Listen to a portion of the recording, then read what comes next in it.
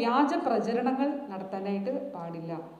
വ്യാജ പ്രചരണങ്ങൾ ഈ നിപ്പ കേസുകളുമായിട്ട് ബന്ധപ്പെട്ടും നിപ്പയുമായിട്ട് ബന്ധപ്പെട്ടും വ്യാജ പ്രചരണങ്ങൾ ചിലതെങ്കിലും ശ്രദ്ധയിൽപ്പെട്ടിട്ടുണ്ട്, ജില്ലകളിലൊക്കെ തന്നെയായിട്ട്.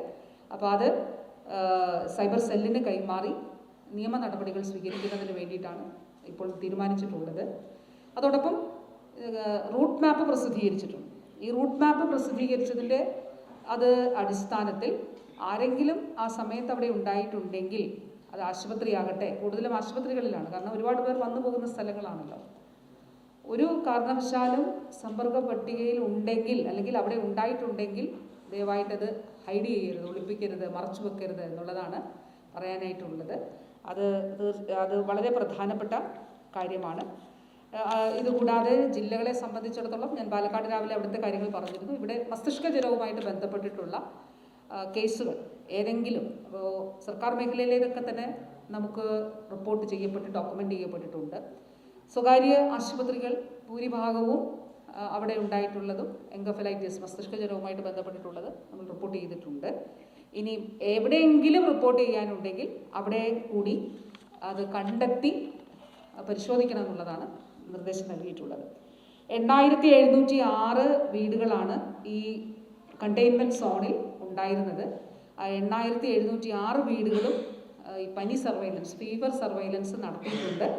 അസ്വാഭാവികമായിട്ടുള്ള മരണങ്ങൾ അവിടെ ഉണ്ടായിട്ടില്ല എന്നുള്ളത് ഉറപ്പാക്കിയിട്ടുണ്ട്. ഇതൊക്കെ ചെയ്യുന്നത് ഇതാണോ ഇൻഡെക്സ് കേസ്, ഈ വ്യക്തിക്ക് മറ്റൊരാളിൽ നിന്നാണോ രോഗം കിട്ടിയത് എന്നുള്ളത് ഉറപ്പാക്കുന്നത്. അപ്പോൾ ആദ്യം നമ്മൾ ചെയ്തത്, നേരത്തെ ഒരു വളാഞ്ചേരി കേസ് ഉണ്ടായിരുന്നല്ലോ, വളാഞ്ചേരിയിലെ കേസും ഈ 2 കേസുകളുമായിട്ട് എന്തെങ്കിലും ബന്ധമുണ്ടോ എന്നുള്ളത് പരിശോധിച്ചു.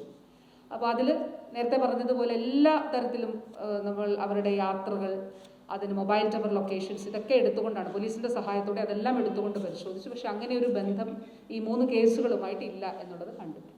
ഈ 2 കേസുകളുമായിട്ടും ഇത് വ്യത്യസ്ത കേസുകളാണോ എന്നുള്ളത് കൂടി നമ്മൾ പരിശോധിച്ചു. അതോ ഇതൊരു ഒറ്റ വ്യക്തിയിൽ നിന്ന് ഈ 2 പേർക്കും രോഗം ഉണ്ടായിട്ടുള്ളതാണോ, വൈറസ് ഇവരിൽ 2 പേരിൽ നിന്ന് മറ്റൊരു വ്യക്തിയിൽ നിന്നാണോ എന്നുള്ളതും പരിശോധിച്ചു. അങ്ങനെ ഒരു ലിങ്ക് ഇല്ല എന്നുള്ളതാണ് ഇതുവരെ ആരോഗ്യ വിദഗ്ധർ പറഞ്ഞിട്ടുള്ളത്. എന്നാലും ഒരു ഫൈനലായിട്ട് സാധ്യമായിട്ടുള്ള എന്തെങ്കിലും വിട്ടുപോയിട്ടുണ്ടോ എന്നുള്ളത് കൂടി പരിശോധിക്കുന്നുണ്ട്. മലപ്പുറം ജില്ലയിലെ കണ്ടെയ്ൻമെൻറ്റ് സോണിലെ നിരീക്ഷണം പൂർത്തിയാക്കിയിട്ടുണ്ട്, എല്ലാ വീടുകളുടെ സർവൈലൻസ് പൂർത്തിയാക്കിയിട്ടുണ്ട്. പാലക്കാട് ജില്ലയിൽ 96% പൂർത്തിയാക്കി. അപ്പോൾ 2 ജില്ലകളിലുമായി മലപ്പുറത്ത് 8706 വീടുകളാണ്, പാലക്കാടും മലപ്പുറവുമായി 12627 വീടുകൾ ഇതുവരെ സർവൈലൻസ് പൂർത്തിയാക്കിയിട്ടുണ്ട്. ഇത്രയും കാര്യങ്ങളാണ് ഇതുമായി ബന്ധപ്പെട്ട് പറയാനായിട്ടുള്ളത്. നല്ല നിലയിൽ നമ്മുടെ ടീമുകൾ 26 ടീം കോൺസ്റ്റിറ്റ്യൂട്ട് ചെയ്തുകൊണ്ടാണ്, രൂപീകരിച്ചുകൊണ്ടാണ് നമ്മൾ ഈ പ്രവർത്തനങ്ങൾ നടത്തുന്നത്. മലപ്പുറം ജില്ലയിൽ നിപ്പ പ്രതിരോധത്തിൻ്റെ ഭാഗമായി ജില്ലാ കളക്ടറുടെ നേതൃത്വത്തിൽ ഈ പ്രവർത്തനങ്ങൾ നല്ല നിലയിൽ, അന്ന് തന്നെ നമ്മൾ ഓൺലൈനായിട്ട് സ്റ്റേറ്റിൽ നിന്ന് രാവിലെയും വൈകിട്ടും ഞങ്ങൾ മീറ്റിംഗ് എടുക്കുന്നുണ്ടായിരുന്നു. 26 കമ്മിറ്റികൾ രൂപീകരിച്ചു. ടീം ലീഡേഴ്സാണ് ഇന്നിവിടെ ഈ ഡേറ്റ എല്ലാം പ്രസൻറ്റ് ചെയ്തിട്ടുള്ളത്.